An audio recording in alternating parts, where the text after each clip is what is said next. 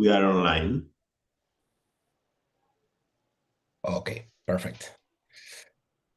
Hi, good afternoon, everyone, and thank you today to be here and joining us in our open classes at the School of Travel Journalism. And well, we used to do these open classes almost once or twice per year because we like to show how is like the school from inside, or let's say how is like a real class of our master classes. And this is why we are like today here on these classes and these sessions focused on the gastronomic journalism and communication. And actually, these master classes are part of our open days of our Master in Gastronomic Journalism and Communication, which starts next May, the 5th of May of next month. And we're having like three classes in total, like, well, today, of course, and also the day of tomorrow, day after tomorrow, the 17th, and also the 22nd of April.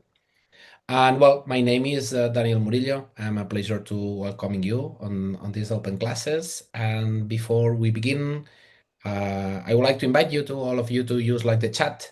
You can say hello, you can give a like as well to us because this helps us to also arrive to more people. And also, if you would like to say from which city or country are you like attending this session, it will be like great. And well, today we're joined by like Dasha Dollar, and who'll be like leading this session, telling the story and voice and presence on camera. Dasha is a communication and public speaking coach over like around 10 years of experience, if I'm not wrong. If not, Dasha, you can correct me later. And well, she was working with global brands such as like Nike, Apple, Mercedes, Starbucks, Epson. And she's also like a founder of the Frog Talk and has like an extensive experience helping professionals to develop confidence, storytelling skills, and a strong presence when communicating. And well, Dasha, thank you very much for being Thank with you. us today. The stage is yours. And to everyone watching, please feel free to leave your questions in the chat. And well, later we will go through them, and then like I will just also pass like these questions to Dasha. Okay. Fantastic. Thank you very much for that introduction, Daniel. And hi, everyone. It's wonderful to join Daniel and Edgardo on this session. My name is Dasha. I'm a public speaking coach, and I didn't grow up wanting to be a public speaking communication coach. I actually grew up wanting to be an actress. And I trained in drama school. I worked in the theatre. I did a lot of work in theatre and education in particular, traveling around schools and different educational institutions, using drama, improvisation, and theatre to help people learn English in particular. It was a wonderful, really fun career. I learned a lot, but eventually I started working, doing more work in production. And that led me to a job in an advertising agency where, because of my acting skills, I got immediately put in front of clients, doing pitches, running meetings, constantly presenting. And I very quickly discovered that I was using a lot of my acting skills in this new profession, in this new day to day.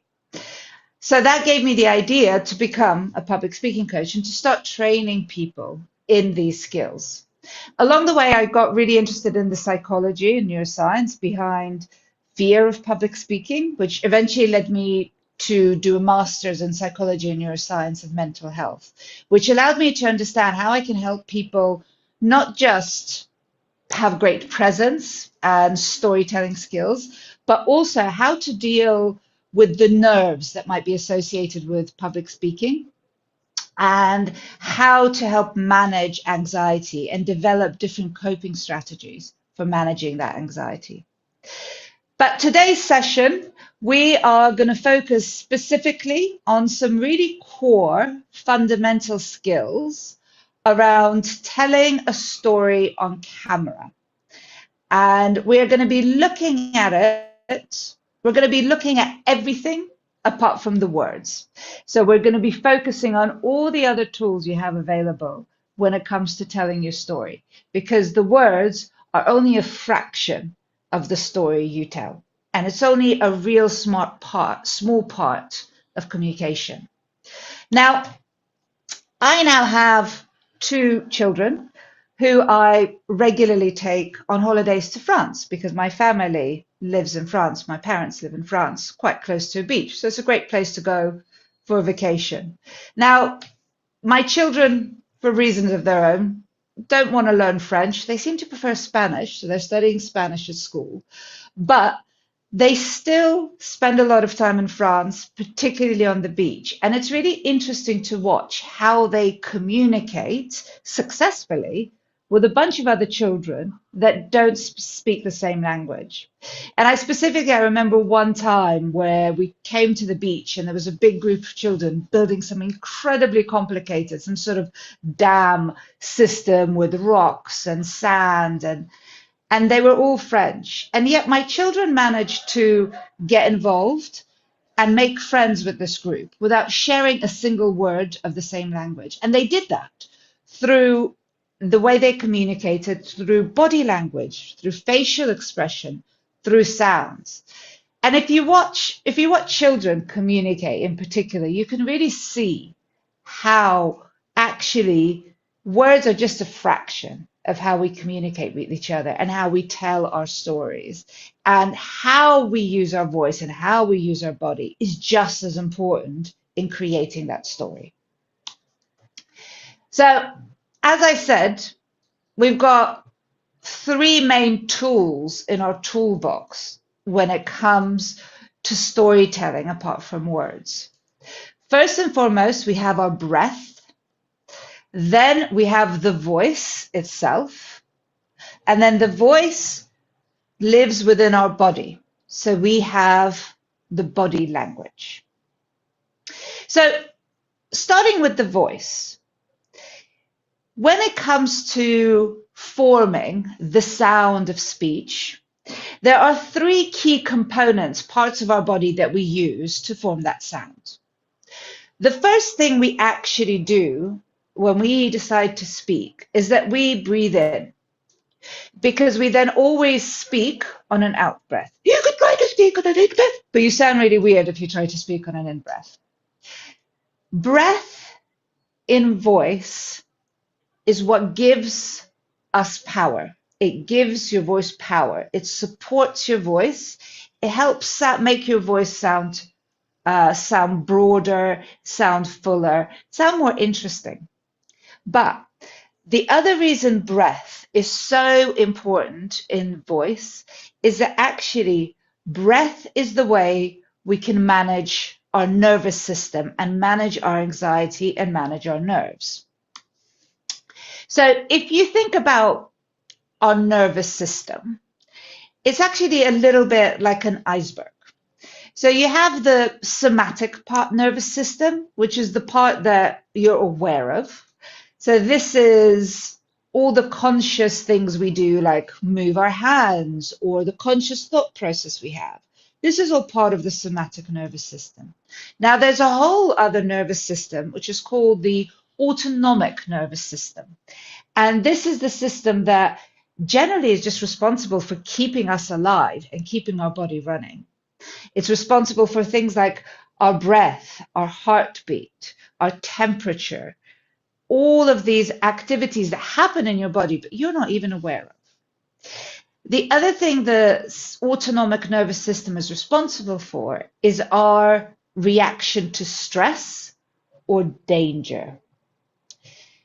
Now, the autonomic nervous system has two states, sympathetic and parasympathetic.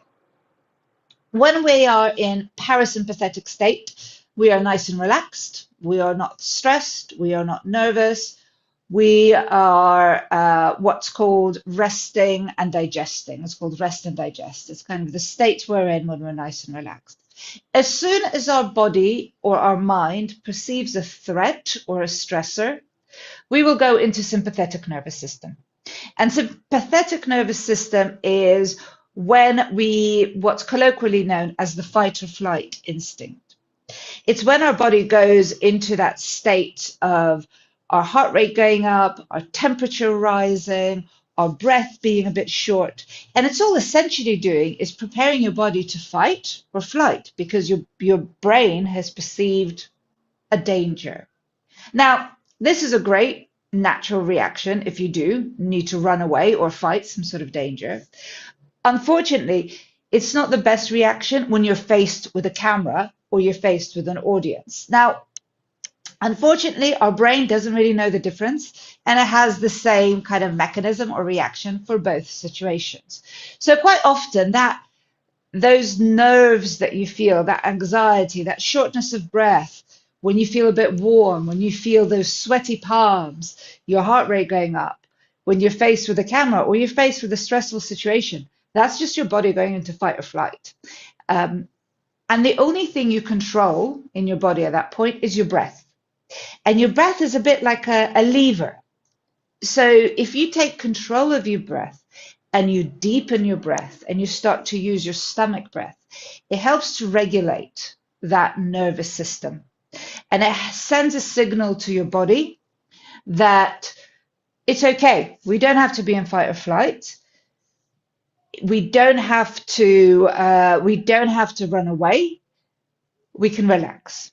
So that's why breath is such an essential part of any communication, but particularly when you are working either on camera or in front of an audience. And when you train as an actor or a singer, for example, you spend a lot of time learning how to breathe.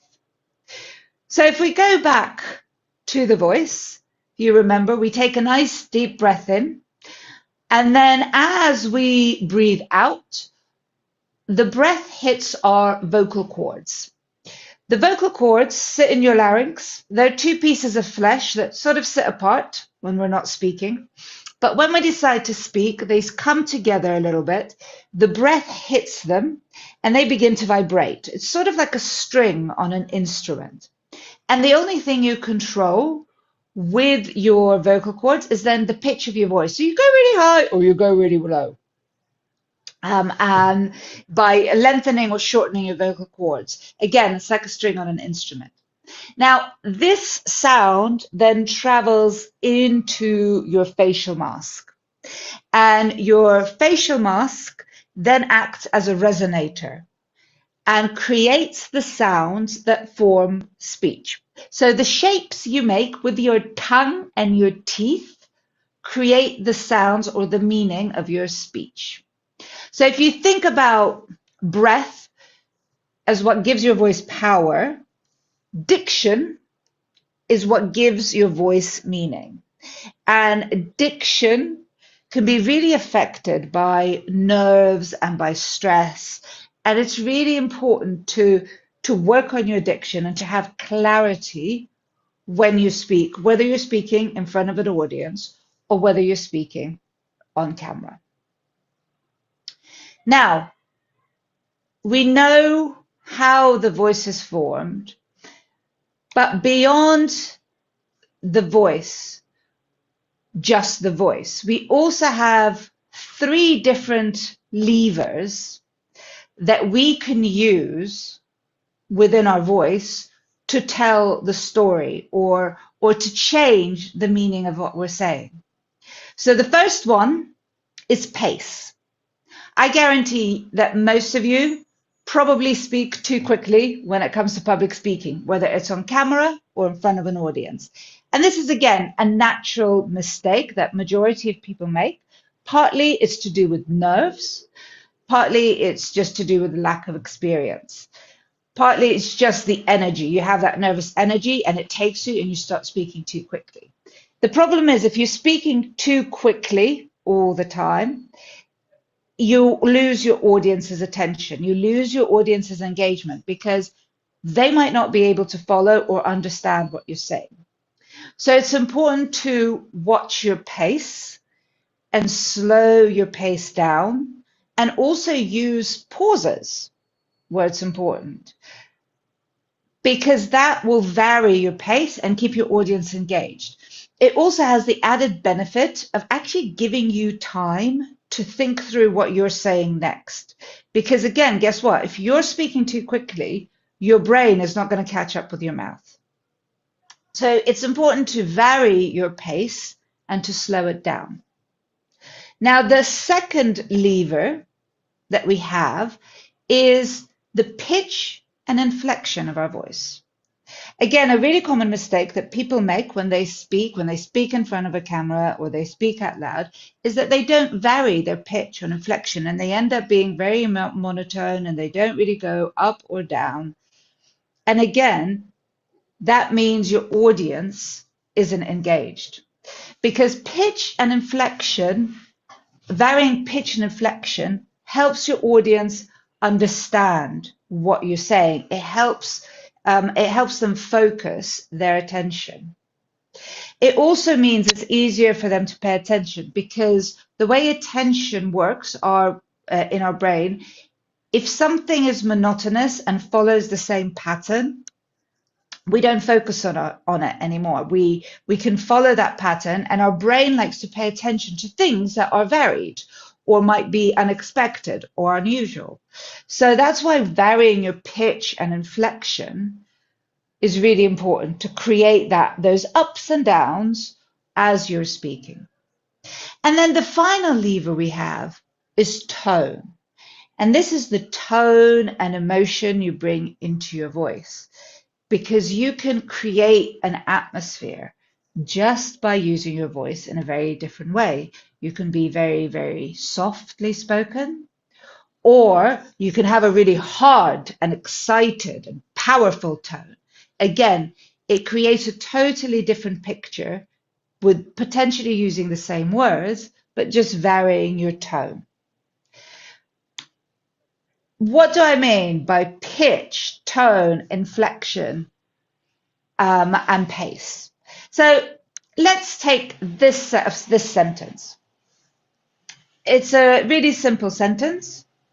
It conveys a certain amount of information. Sarah walked down the road towards the house. I can read it very level, I can read it really monotonously, and it gives you a certain amount of information. However, I can use exactly the same words and give you slightly different information, or give these words slightly different meaning, and just by using my voice. For example, I could say, Sarah walked down the road towards the house. Now you see, I raised my pitch on Sarah. I also paused, really drawing attention to Sarah. And what it means is that suddenly the meaning of the sentence is that Sarah walked down the road towards the house and not John. And so you know that that's what's important in that sentence. Equally, I could say Sarah walked down the road towards the house. So again, I'm drawing attention to the house, and you know that's important, as opposed to anything else. So a really good exercise is to take a sentence like that and to play around and see how you can use your voice, use your pitch and your tone to give it different meanings. Because you have to think about your voice as a kind of spotlight for the audience. So they understand, you kind of guide their attention, you guide their understanding as you're giving them new information, because otherwise they might be overwhelmed by the new information. So think about your voice as that kind of spotlight that brings attention to what's important in a sentence. But then equally, I talked about tone, and tone helps you also then create an emotional color for that sentence, an emotional color for what you're talking about. So for example, I could say, Sarah walked down the road towards the house. And it's like the beginning of a thriller. Or I could say the same sentence as if it's the beginning of a love story. So then I would say, Sarah walked down the road towards the house. And again, you can see that I've got a very different tone, which gives the sentence a totally different color and emotionally primes your audience how to receive the information that you're conveying.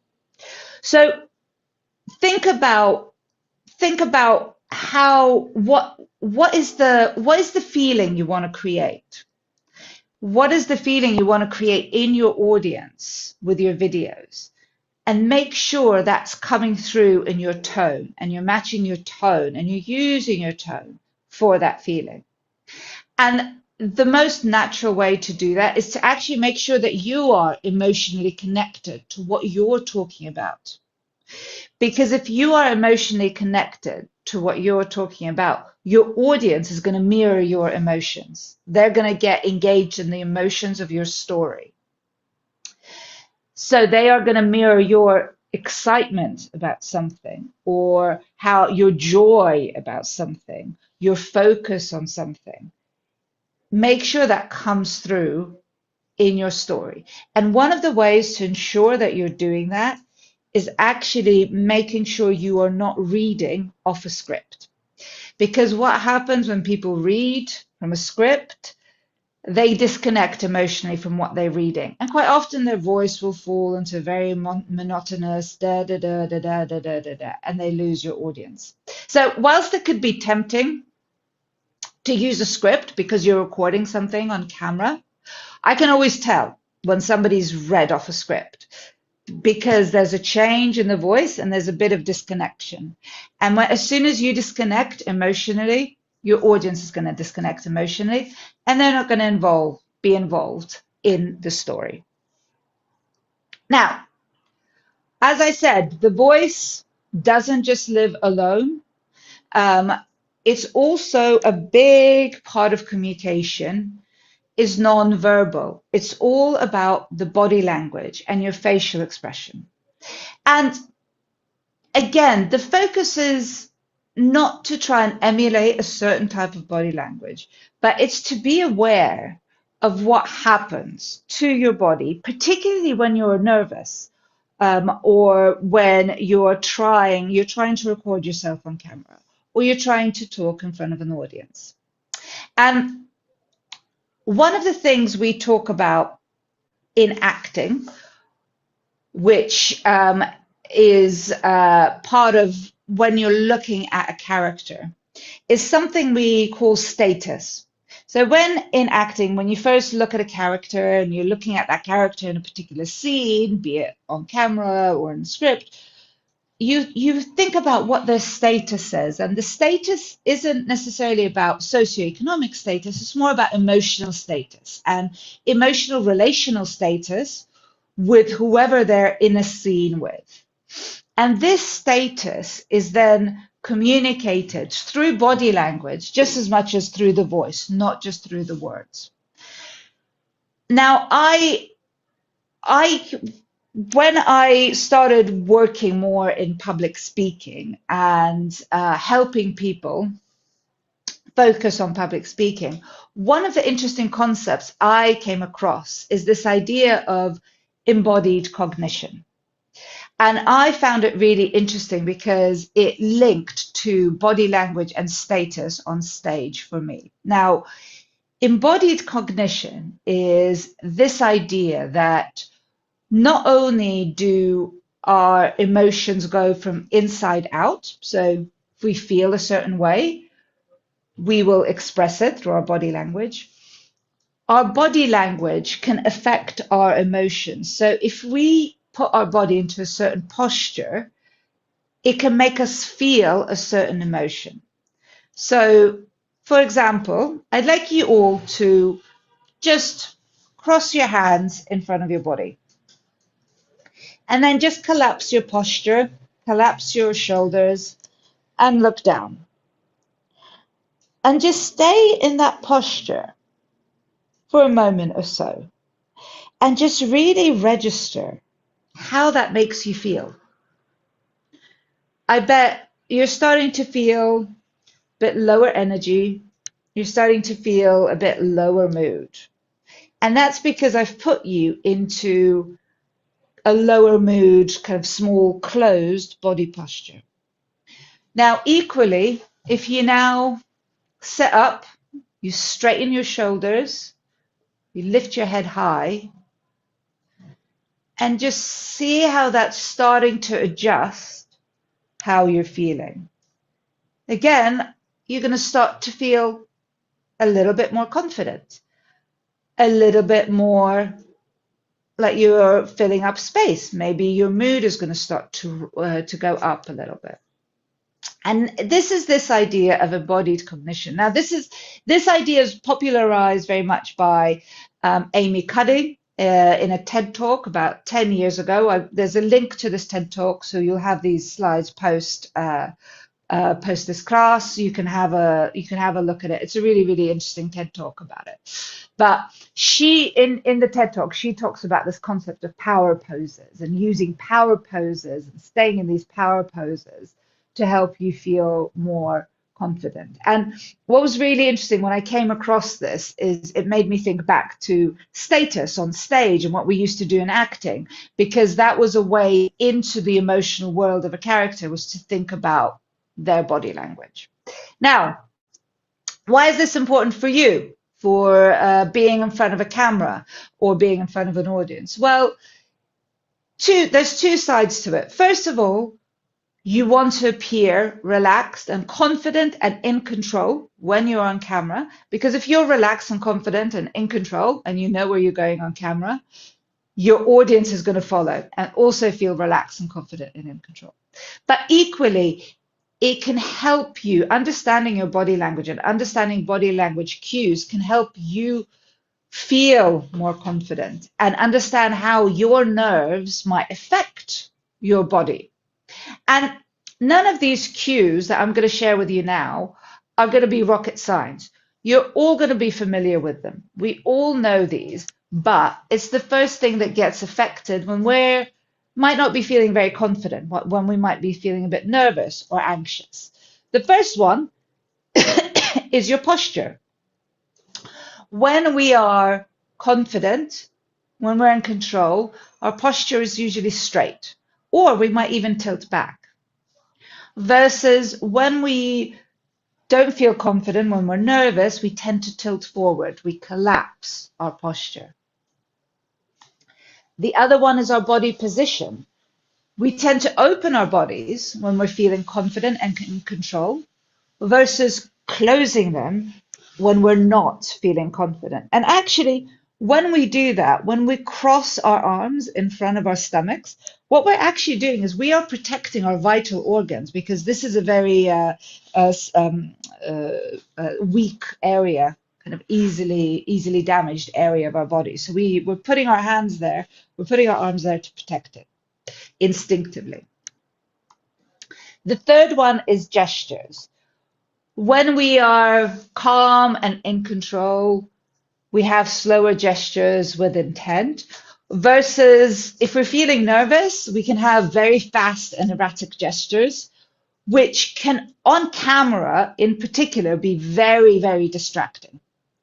So it's really important to be aware of this and focus on slowing gestures down and having that intent. The fourth one is touch. When we are calm and confident, we don't really fiddle with our clothes or minimal touch of ourselves, versus quite often when people feel nervous, they'll fiddle with hair, they'll adjust jewelry, and again, adjust clothing. And then the final one is eye contact.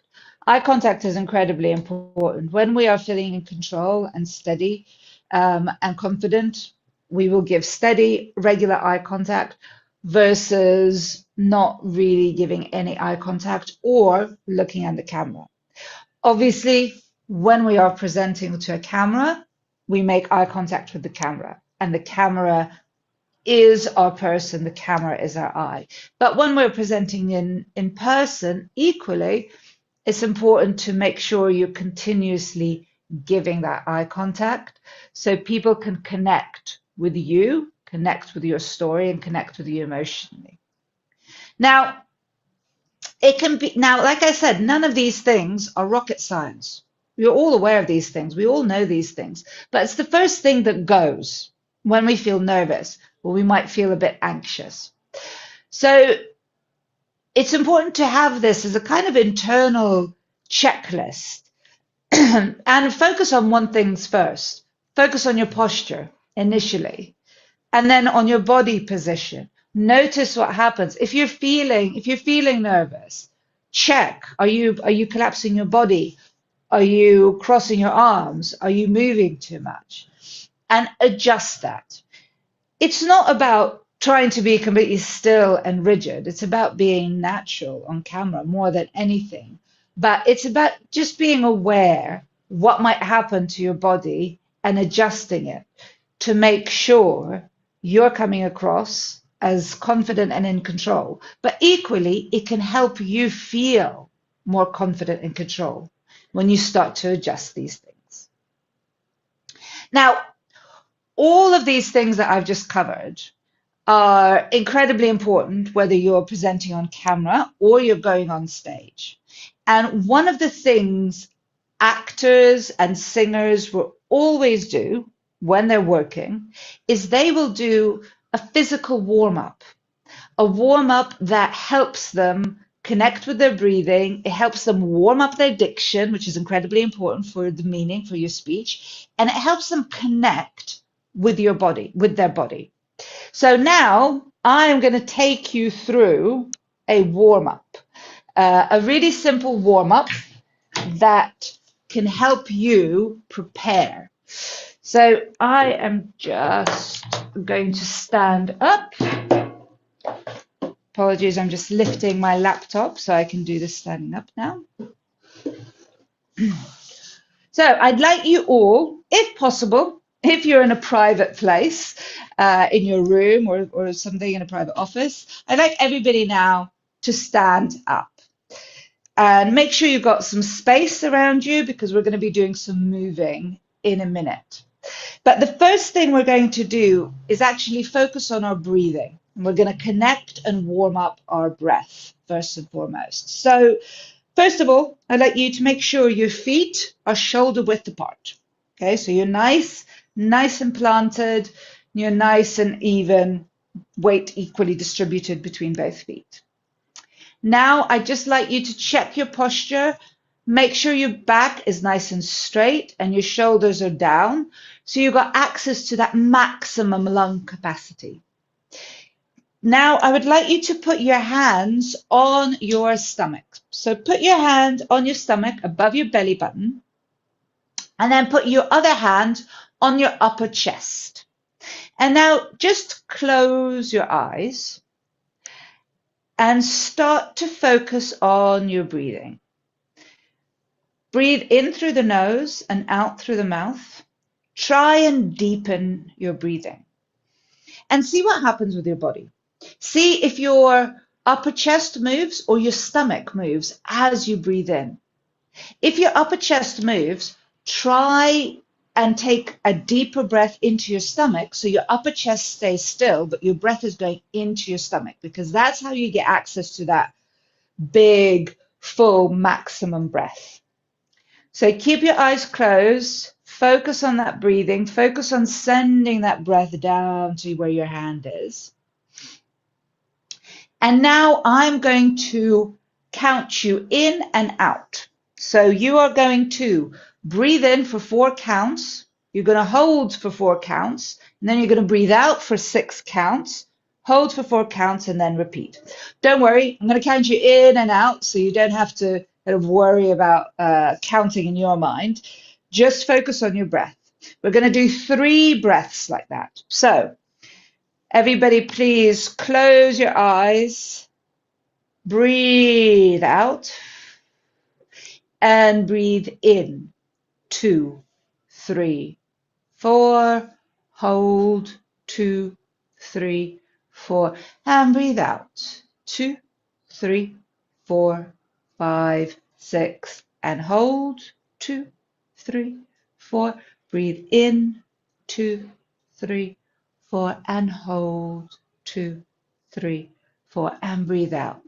2, 3, 4, 5, 6. And hold. 2, 3, 4. And breathe in. 2, 3, 4.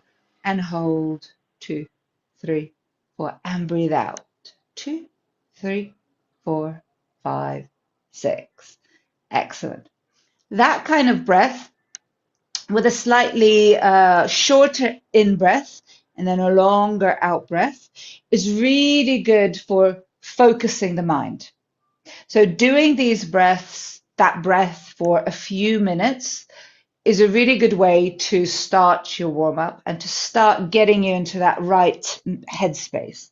Also, whether you're waiting to record on camera or you're just waiting to speak, whether to speak in a meeting or to do a presentation, you might be going to an interview in a situation where you might be nervous. Actually, spending those last few minutes just doing that breathing, counting your breath in and out, is going to put you in a much better mental state than worrying about what you need to say next.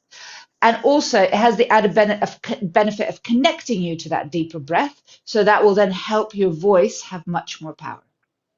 Now, another breathing exercise I want to share with you is a great breathing exercise to help reduce anxiety.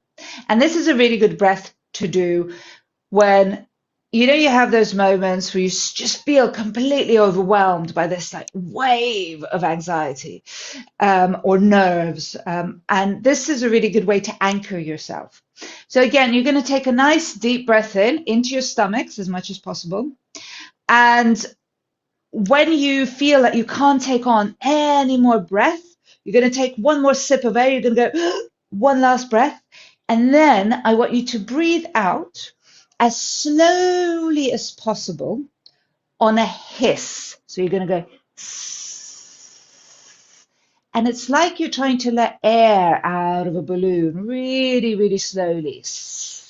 And keep going until you have no air left in your lungs. So we're going to do that together now. So nice deep breath in. And then when you feel like you can't take on anymore, just take one last sip and then hiss.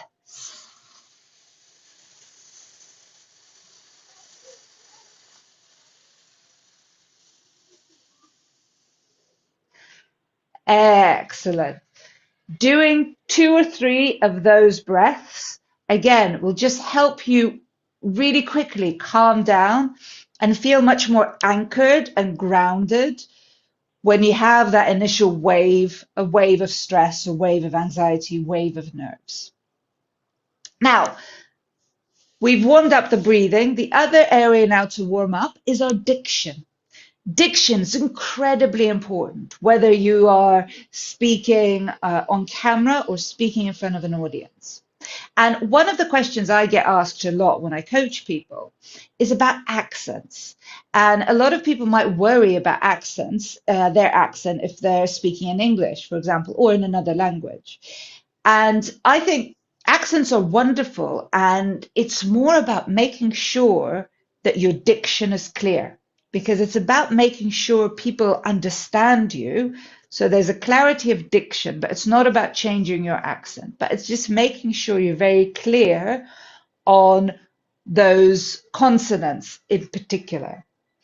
And that comes from making sure you've got enough breath, because one of the common mistakes people make with diction or in general, they don't have enough breath and they trail out of energy towards the end of sentences.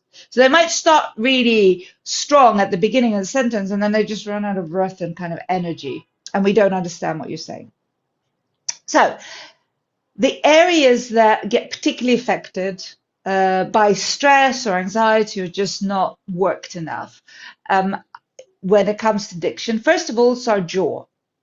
If we're feeling a bit tense, we kind of tend to lock our jaw. And that means no sound is coming out of your mouth, no matter how well you're breathing. So this first exercise helps you unlock your jaw. We're going to pretend we're chewing a piece of toffee. Okay. Or chewing gum. And now let's imagine it's getting a bit bigger. And bigger. And huge. That's a massive piece of chewing gum. Very good. Now take the heels of your hands and just rub down the side of your face there, just releasing the jaw even further. Excellent. Now, the other area that really gets affected by tension is the tongue. The tongue is actually the second strongest muscle in our body. Does a lot of work. It's actually, well, it's a group of 8 muscles. And it goes all the way into the back of our throat. Now, this exercise is there to release the tongue and really wake it up and stretch it. So we're going to do a little nursery rhyme together. We're going to do Mary had a little lamb, but we're going to do it with our tongue sticking out. What do I mean? We're going to go Mary had a lamb, like that. And you're going to use each sound to really push that tongue out. I'm going to give you each line. We're going to do it line by line together. Don't worry, we can't see you. You can only see me. So if you're on your own in a room, go wild, have fun, really use it to stick your tongue out. So we're going to do the first line. Mary had a little lamb. Mary had a lamb. Its fleece was white as snow. And everywhere that Mary went, the lamb was sure to go.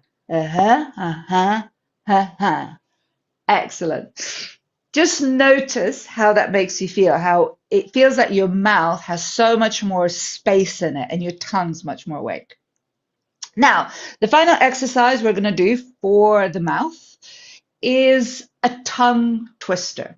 Tongue twisters are brilliant for diction. They really help sharpen diction. They really wake up those muscles in your mouth. But I have a particular way of doing tongue twisters. So we are going to do a really simple one. It goes unique, New York, New York, unique. But you're going to do it first very, very slowly, almost over pronouncing each sound. So you're going to go unique, New York, New York, unique. Okay, so let's go 3 times like that.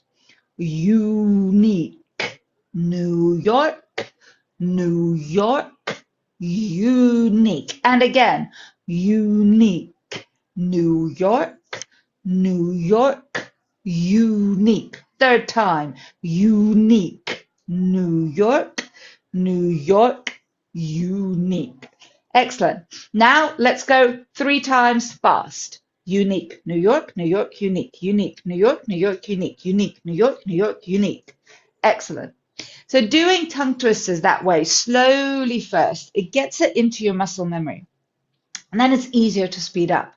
It's also a really good exercise to do if you keep stumbling on a particular word, a particular phrase, maybe a particular ingredient name. Again, slowing it down like that helps it get into your muscle memory, and then you can speed up and be clearer when you say it on camera. Now, the final bit that we're going to do now as part of our warm-up is actually a stretch to connect to our body and to remember that we have our body, because we can really focus on words and the mind and really get into our mind when it comes to preparing a talk or working on camera. But actually, the best thing you can do for yourself and for your body is to reconnect with your body and be relaxed and relax it. So we're going to do a couple of stretches for that. First thing I want you to do, first of all, just check your posture, make sure your back is nice and straight. Now you're going to drop your chin on your chest, and I want you to do 3 neck rolls all the way around. Nice and slow and easy to begin with. And then once you've done it 3 times one way, go all the way back 3 times. Just waking up that neck. Should feel quite nice if you, wherever you are, if it's the evening, you're sort of waking, you might have sat all day at your laptop. It's nice to kind of wake up that neck. Okay, now I want you to put your hands on your shoulders, and I want you to start making small circles with your elbows, which gradually get bigger and bigger and bigger. and then go the other way. Start small, gradually bigger and bigger and bigger. Excellent. Now I want you to put your hands in front of you, link your fingers and just push them inside out and push. Push against, push out to really feel that stretch across your back. Again, it's all these muscles that get affected by our sedentary lifestyles, and then it affects our posture. Now I want you to push up, up to the ceiling, up, up, up, up, and then over the side to open up the ribs. So you got nice, a lot of space for that air, for that breath to go in your lungs. Excellent. And then finally, just link your hands behind your back and just stretch up. Again, just stretching out the chest. Excellent. Now just give yourself a hug, because we all deserve a hug. And pull those shoulders in and just hug yourself the other way now. Excellent. Very good. Now you can all grab a seat again. That was a very simple warm up. Didn't take more than 10 minutes. It doesn't even have to be 10 minutes. It can be 5 minutes long.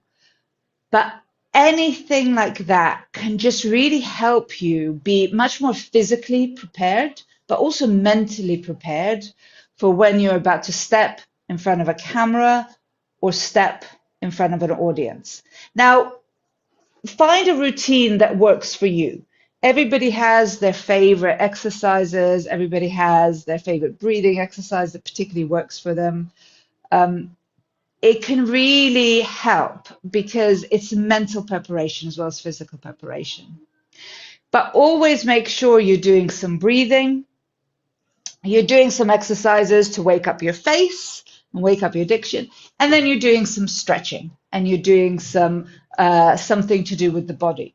Another really good thing to do is exercise in general. If you have, you know, on the day of filming or a big presentation or a big speech, whatever it is you're talking, doing a bit of exercise, a run, a yoga, or even just a walk.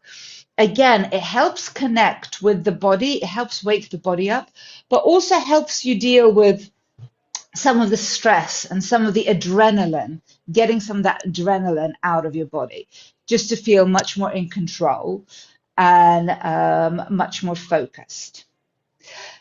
Now, before we go into questions, I am just going to share some final tips with you on how to approach recording. One sec. So I'm just going to share my screen again.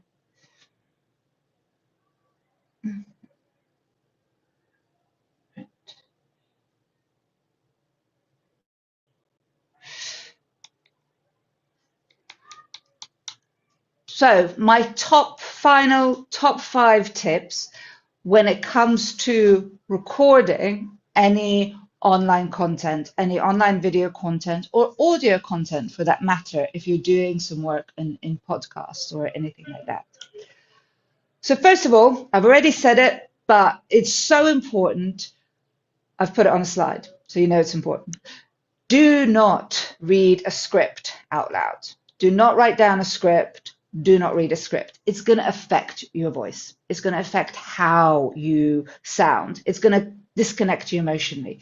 It takes years of training to be able to read a script in a way that sounds natural, like it's the spoken word. You can obviously have a structure in mind, have a plan in mind, have kind of key bullet points of your structure that leads you, but practice just saying it naturally, walking through that story, walking through that structure without that script. Because as soon as you're locked into that script, you're going to be monotonous, you're going to disconnect emotionally, and you're going to lose your audience.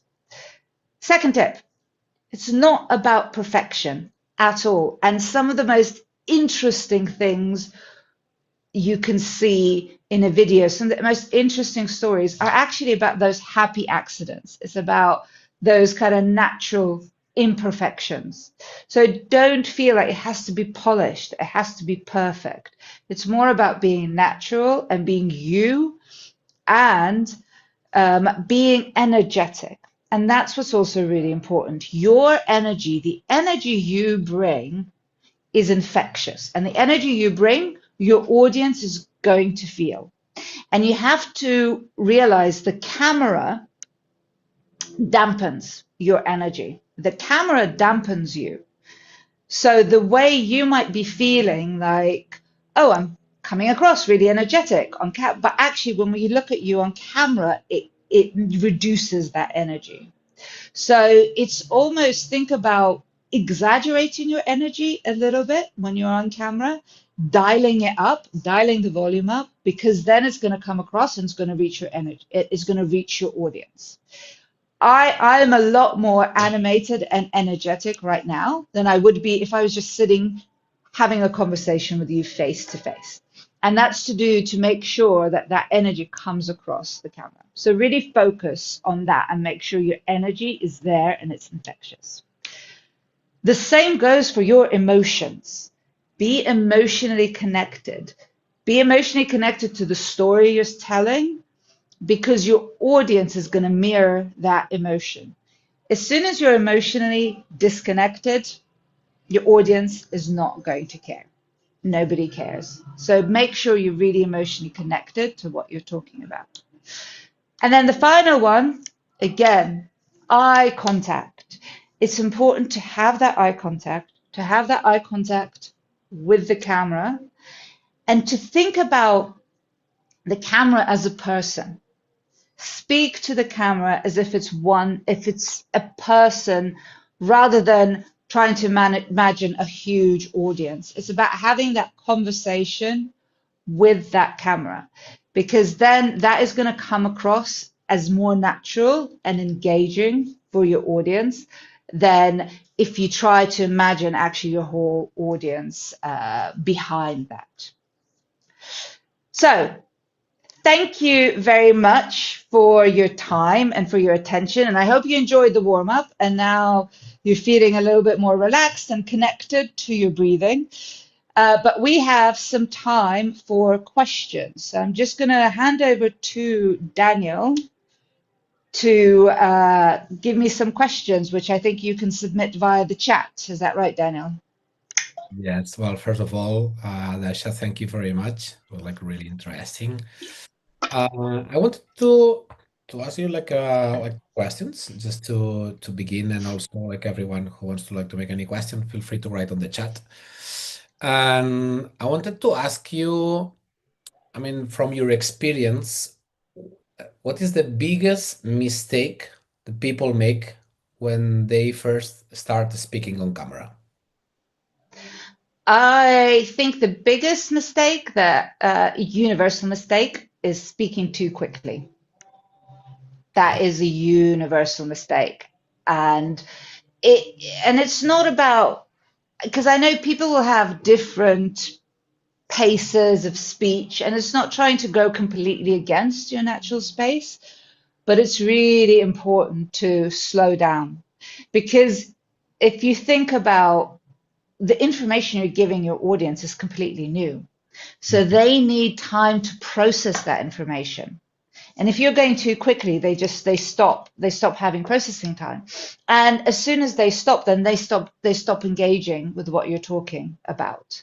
So first and foremost, it's the pace of your speech. So really look at that, really pay attention to that. Now, actually, if you're making sure you're in parallel, if you're making sure you're breathing properly, naturally breathing, deeper breathing as you're speaking will help you slow down. Because if you're taking deeper breaths, it means you're taking more pauses. You can't speak as you're breathing in. Another thing to do to practice pace is, while you're speaking, for example, when you're practicing, or you might be able to do this off camera, but maybe just do it as you're practicing. Try and tap your finger for every word you say. Because if you can't keep up with yourself, that means you're speaking too quickly. So a really good way to practice slowing down is using that fingertip, that finger tapping, because then it kind of helps you slow down and find that what that much more natural pace feels like. Okay, thank you very much. The Yeah. second question that I have for you is that you have worked with global brands. And what have you learned about communication at the highest level?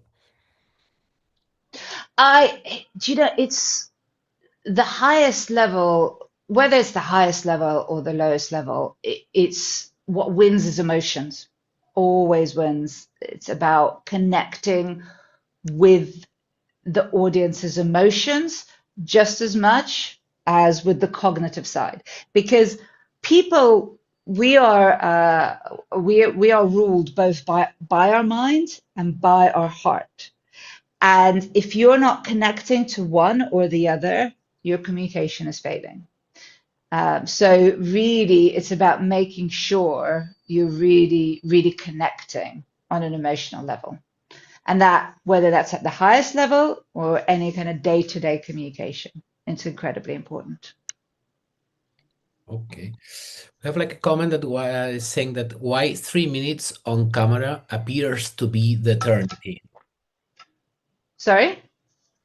We have like a comment on the chat that says that like well saying like thank you for your tips, and he's saying why 3 minutes on camera appears to be the eternity. Oh, I think it appears to be an eternity at the moment because you're not used to it. It can feel, 30 seconds can feel like an eternity if you're the only one speaking. But it's about the way to counteract that is to make sure you're preparing and prepare off camera initially. Practice getting used to the sound of your own voice, speaking out loud to an empty room before you start doing it on camera, because then when you come on camera it won't feel as long as it. But I know exactly what you mean. I sometimes One of the exercises I get people to do in workshops is I set them a theme and say you have to speak for 1 minute, and it's the most terrifying thing because suddenly a minute feels like an hour because they're not prepared.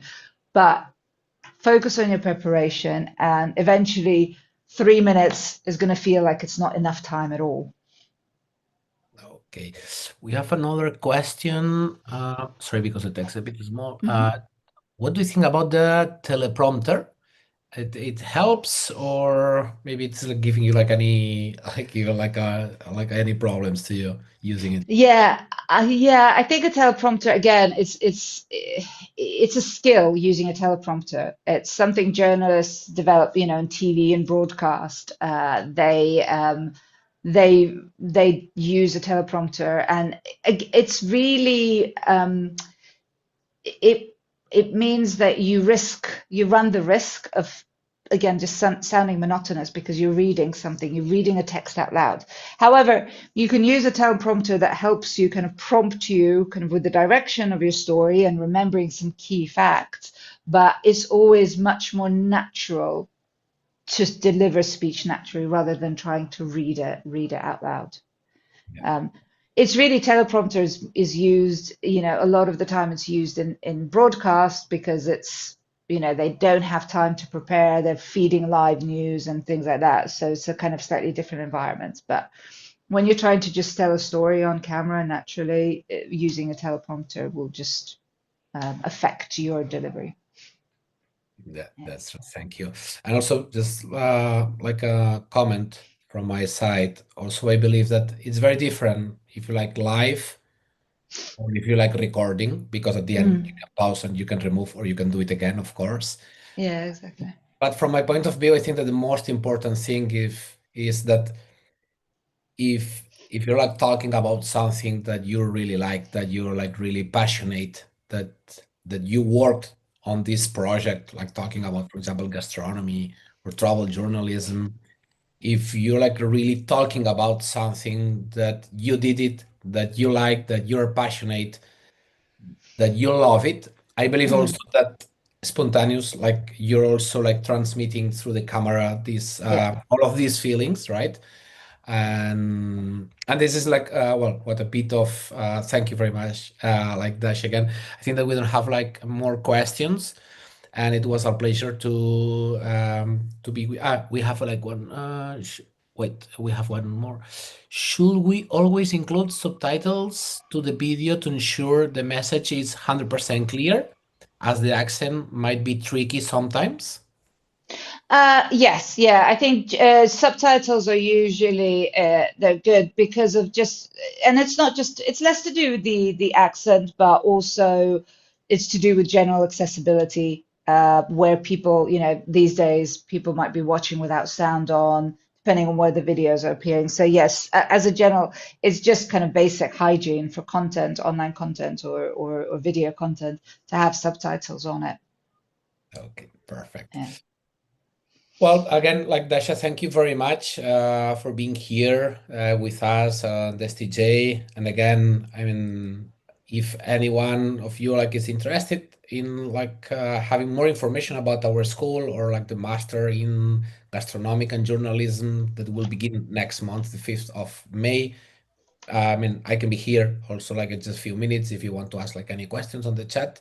I will stay like 5, 10 minutes more. And or if not, you can also like go to our website, schooloftraveljournalism.com, and you can switch like maybe to Spanish or English because we teach in both languages. And also you can also like in our YouTube channel if you want to subscribe. Also, we have like more videos talking about gastronomy, also talking about journalism. I mean, they're like open. Feel free to check. And again, Dasha, thank you very much. It was like a really big pleasure to have you with us on board, like on STJ, and how to see you soon, also like in person. That will be great. Thank you. Thank you very much. Thank you for everyone's time. And yeah, I hope to see you in class. Sure. Thank you very Thank much. you. Okay. Bye. Bye bye. Have a nice afternoon.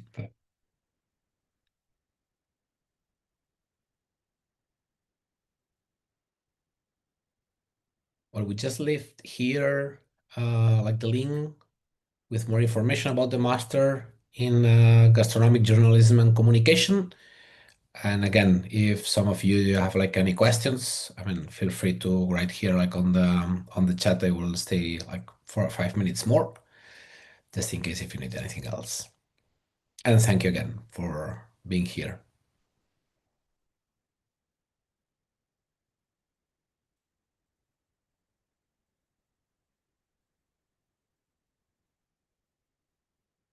You're welcome.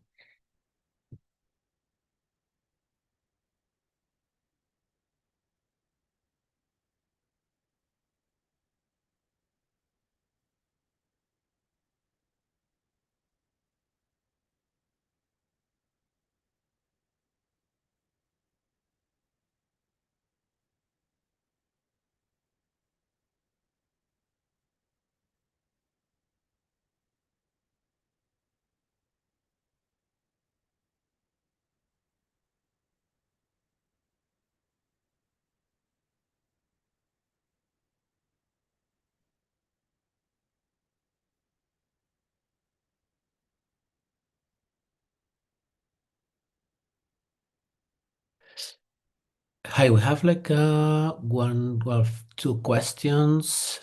The next intake, it's on the next month, on the 5th of May, we begin with like the welcome class, and it takes like the duration is like 12 months. It's a program that it's very practical. Okay, where of course like the teachers like are teaching you like as like Dash, it's very practical in this case, but also we have like different models and where like the what we're like looking for on the school and also in the different masters that we have is that you will work on the final project, that at the end you choose like a destination and like the project that you want to work with and the communication channel as well. I think I'm talking a bit fast, as Dasha was saying. And during all the master, since like the first class, the first month, you should decide where you want to go and the project that you want to work with. Can be like we have students who did like a podcast about like the food from Mexico, for example. We have other students that they stayed in the city where like they're living. I mean, it's not necessary that you need to travel like on the other side of the world. And basically, you work like during all these 12 months that is the duration of the master, and you work close like to the with me, with the director of the master, and as well with the academic advisor team, and also with the teachers. And what we do, we work in this final project, not only in class and all the assignments that we ask to the students to work and to do, and also we do like one-to-one meetings. That's one of the points that the students they really like more, because we have like these one-to-one meetings where we during like the 12 months, like once per month, we have like these 45 minutes where we work only focusing on the final project that each student they have. And the idea at the end is like to have like a presentation card. No, I mean, the day after tomorrow, maybe you like working, or maybe you want to change career, but this is like the way that you can show and you can demonstrate what you did. Then this is like one of the best parts of the master as well. So as you may know, we have like a magazine. It's like an online magazine, and also it's like on PDF, and soon you will have it in Amazon. It's like the magazine Travel and Create, where we talk about the travel journalism and like the gastronomic journalism and communication as well, where the teachers and also like the students and the editorial team from our school, they build and like together this magazine. And also now we're gonna share like the link. If you want to take a look, you can download in PDF or you can read it online as well. And what at the end, what I like to explain is that this is not like a standard normal school, let's say, with all my respects, is that it's more than going a class or like online, like live classes, like in Zoom with like really small group that no more than 15 students, because we want you to talk with also with the teachers. We have like a really strong team with a lot of experience. All of them, they also teach in another schools and in universities, and also they have like active professional experience. And we believe this is like the best, like to if you want to teach and to transmit your knowledge, is like the best that you can have in your hands, also to show and to transmit to the students. And however, we can get more details about coming lessons. Yeah, about the coming lessons, as we said, like the Friday and also next week with Tina Nielsen, and Friday with Ross Clark. I also strongly recommend to be on this class. And also, as I was saying before, on our YouTube channel, you can find, you will see that you have like content in Spanish and also in English, but you can find also content in English with the also open classes that we did a few months ago, or also last year's. And I think that also like on the website, now we're gonna share like the link where you can see like the different open classes that we have. And we have another question. Please explain what accreditations does the university have, and if the diploma is recognized in Europe as a journalist diploma. Yeah, this is like a good question. Actually, like the Master in Gastronomic Journalism and Communication, the certificate that you will get, it's from our school. Okay, it's true that we are now like working to get like the double certification with the university that we already like collaborating since the last 5 years. That is like University Europea Miguel de Cervantes. Is like a Spanish university who will give like the double certificate from our school, and also the recognition that is accredited in Europe, and actually is accredited like worldwide. And I believe that in the next during the master, I mean, we cannot say. I mean, I want to be honest. We cannot say right now that we have this double certification, because right now we don't have it. But during the master, I'm almost 100% sure that we're gonna have, and then once you will finish the master, you will get like the double certification.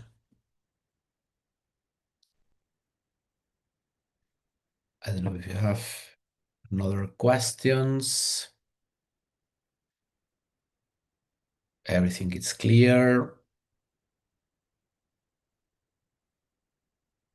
We still have some people online. Ah, yeah, we just shared here like the link from the YouTube channel and also like the link I'm gonna share now. Let me see. Where you can find like the magazine from the school as well. Like the magazine, we have like the magazine in English, and also we have like the magazine. Sorry, I'm gonna share now the link. And also we have the magazine like in Spanish. Actually, now next week or at the end of this week, we're gonna have because it's ready like the second edition of the magazine in English, and as well you can read online like the articles and all the work that our students they do. Let me share here like the link. Here is wait.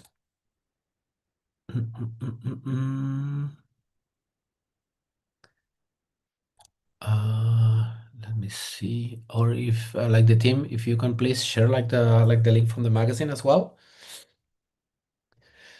How many students you had in your last program? Like in our last program, we had like in the travel journalism that we began last February, was like the third edition of the Master in English. We had 21, 22. I don't want to miss, but like let's say like around 20, no more than 20 students from different parts of the world is like something really interesting. Like in our school that we have students from different countries from Europe, Middle East, Africa, Asia, and also like America. And like the master in gastronomic journalism and communication that begins in May is like the first edition. And we already have, I think it's 15 students or 16 students that are already enrolled. And but in Spanish, we're like running like the fifth edition of the Master in Gastronomic Journalism. And in every edition, we have like between 20 and 25 students in every edition, in each edition. This is why now you have like also like a really good price because you have a promotional price because it's like the first edition of the master. But we already have a lot of experience because some of the teachers they already teach in other masters that we have on the school. And I think you have like a really good opportunity to, if you're like interested. I mean, and also feel free to write us or to ask information on the website. And also, if you want, we can like arrange like a video call or like a call, and then also we can go like more like deep in detail about the master and about the school if it's necessary.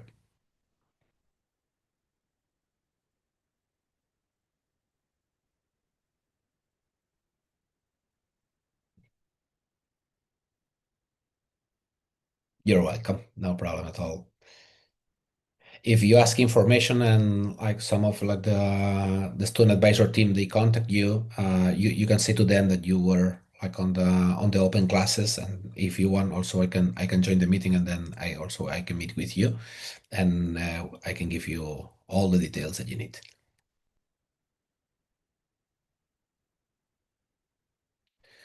Also, now that we still have like some people online, I will suggest also to take a look about the student work showcase hub that we have on the website on the website. Sorry, if the team please, you can also share like the link. That will be great. There you can find different like assignments and like the works. There can be like pictures, videos that our students like are like doing like real, and also you have a lot of content also to like also to get some ideas if you have like any projects in mind. There's like a lot of content that our students are like always sharing in our like video channels and also like on the websites, on the social media accounts that our students they have. Thank you very much, Tim. Do you have more questions? Everything clear?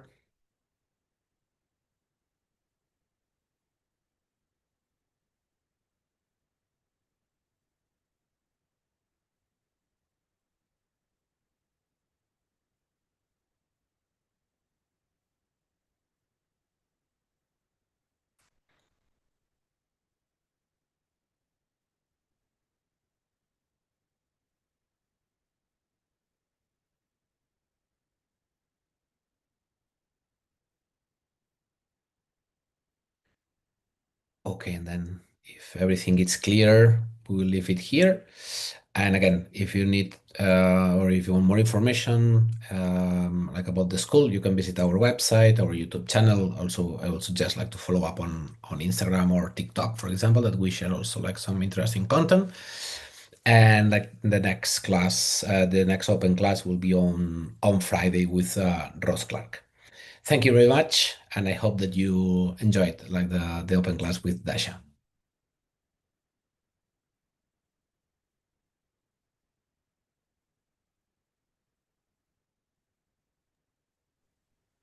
Listo.